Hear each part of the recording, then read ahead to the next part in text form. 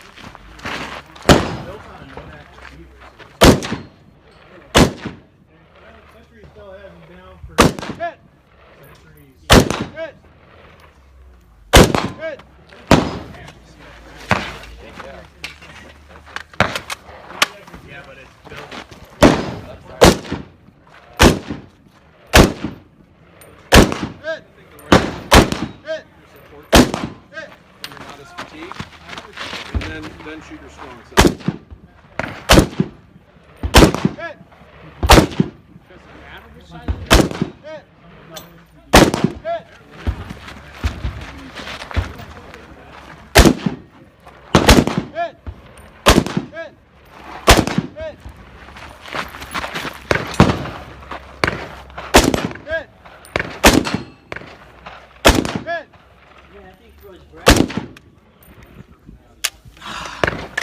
Always the last round.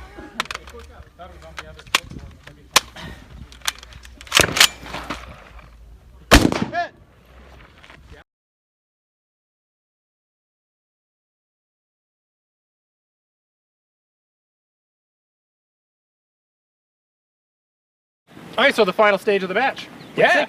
How'd it go? I'm still pretty happy with this thing. Dude, you rocked that thing. You actually shot more accurate right-handed than left-handed. What was going on? The reason for that is I was paying more attention. When I was shooting wrong-handed, you know, weak shoulder for me, I was trying to be really careful. It's like, you know, I'm not as stable. I don't want to burn up all of my ammo. I don't want to have to do a second reload. So take my time, get the hits. And I did. And then I transitioned back to left-handed, and unfortunately, my attitude at that point was, all right, left-handed, it's all on now. Yep. And I proceeded to miss a lot. Yeah, well, no, you did fine. You had a pretty good score. I had a lot more misses than I would have liked. You know what I gotta And say? ending with needing one last cartridge after a mag change on a freaking HK, that kind of... At a match, if you're ever going to run out of ammunition, it's when the last target, last hit's required. It is like written, it's like biblical in nature. Yeah. It's canon. It happens at every match, every stage, all the time, unless you proactively reload. Yeah. However, your proactive reload actually might have led to it. Sort of, yeah. I did a proactive reload, and I checked after I was done. I had one round left in that mag that I pulled out. Oh. So in theory, if I'd shot that last round, but yeah, it's whatever.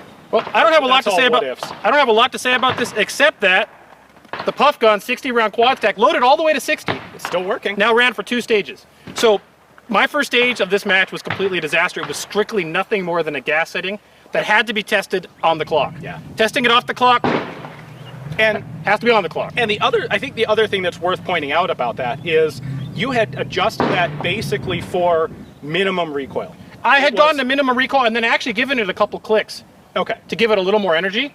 But I actually was, I just underestimated it. What I would recommend for people in general, if you have adjustable systems like that, is don't adjust them all the way down to one extreme or the other extreme. Give it a good amount of middle ground to ensure that something like this doesn't happen. Yes. Now, also tested on the clock before a main match. Obviously. Now, Yeah. what I'm going to say about that is I thought I was okay. I was ejecting about 2 feet at 2 o'clock. I'm now ejecting about 4 feet at 2 o'clock, which, by the way, is still a lot less than a traditional AK. And the recoil is absolutely mitigated as a result. So I'm still getting the benefit. I just had to do it. And this is why we have to beta test this kind of stuff before a big event. Yeah. And I have to contend, it's weird, but this stuff happens on the clock in a way that it does not happen outside of the clock. It totally does. It doesn't make sense, but it's a law of nature. Yeah. And that is, in fact, a big part of why I was excited about bringing this into a match. Yes. It's like, we did some shooting on the range. Seems really nice. What's going to happen? In addition, this was made by basically a small scale HK manufacturer, Brethren Arms. Yep. And the gun looks good, works at the range, and then there's always this question before you go promoting them a bunch of what's going to happen on the clock, in the dirt, in the dust. And it still runs flawlessly. I would say one match is still one match. Sure. More to be figured out on that. But so far, really excellent performance. So the only question left for me is, do I leave this aim point on? Yes. Or do I switch it? And the alternative optic that I have in mind is that Wolf copy of the Elcam Spectre. It's a 1-to-4 Russian scope. It's a 1/4. Yep. So you have a 1 power and you have a 4 power. There's no intermediate. And it fits really well on this rifle. It looks good too. It does look good. The question really is, do I want the magnification on this? You know, it's There's a lot of arguments for it. as long as the eye relief on the 1X is sufficiently giving, Right. that it doesn't matter, then I would argue, I know you're taking a weight penalty, but this is already a beast of a gun. Right. Why not take the weight penalty and get the 4X? Yeah. Yeah, it makes a lot of sense. So, well, part of the reason we have the aim point on here is to get some practical time on the clock on the aim point. Yep. Because we're going to be doing a more in-depth review of the new aim point M5. And boy, that's going to be a cool video, by the way. Yeah. A deep video about the aim point, comp M5 and M4. That's way more interesting than you'd ever expect. For sure. Yeah, totally. So, that's why it's on here for now, and I guess now I have to make the decision of what's the best optic to keep on this rifle. What about a bipod? Could do it. This is sort of a floated handguard. I think you should do what I'm doing with this and try to gamer up Yeah. your G3 into, and gamer is a loaded word, but I mean by gamer, I mean make it the most effective G3 variant you possibly can. Yeah. And that's what I'm trying to do with this. There's not much to lose by putting one of those Spartan bipod mounts on the back end of the rail back here. I know we weren't that all positive on the Spartan, but I'm back to it again. Yeah. Because it has a purpose, and you're not free floated, so you have the same issue I have in that Right. you want to have it near the receiver, so it has very little effect on your barrel and your zero. Right. Which is why it's down there in the back. But we're going to get way deeper onto this gun. Today Yeah. was nothing more than a beta test, and with the exception of stage 1 today being a real learning lesson, got it figured out, which is what matters. And so beta test, I'm going to say it was successful. Yep. And I'm going to do a lot more before Hard as Hell's coming up, because bringing this to Hard as Hell 2 gun is a real test of bringing a Kalashnikov into that environment. No kidding. So far, so good. And some learning today, which is what the purpose of a beta test is. And the gun really does, at 9 pounds, handles really well. So more to come on that. All right. Well, thanks for watching, guys. Hopefully you enjoyed, not really a versus match, but both of us shooting the match with different guns for different specific reasons. If you do like this content, make sure to share with your friends. We're available on Facebook, YouTube, Full30, and BitChute. And if you're interested in our Patreon perk levels, or if you just want to help contribute to the show, it is you guys that make it all happen. So you can find that at patreon.com/InRangeTV. Thanks for watching. Thanks a lot.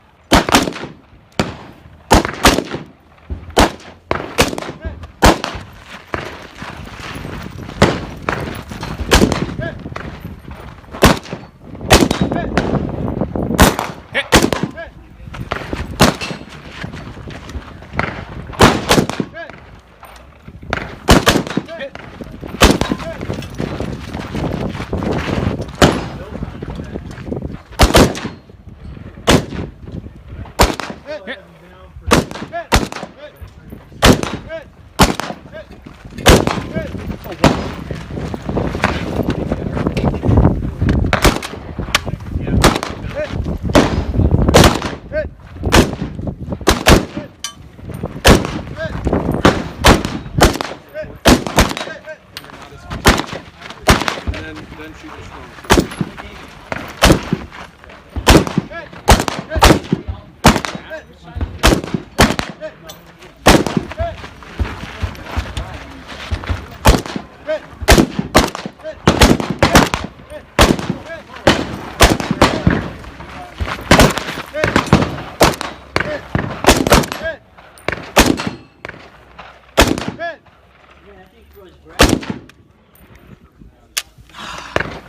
Always the last round.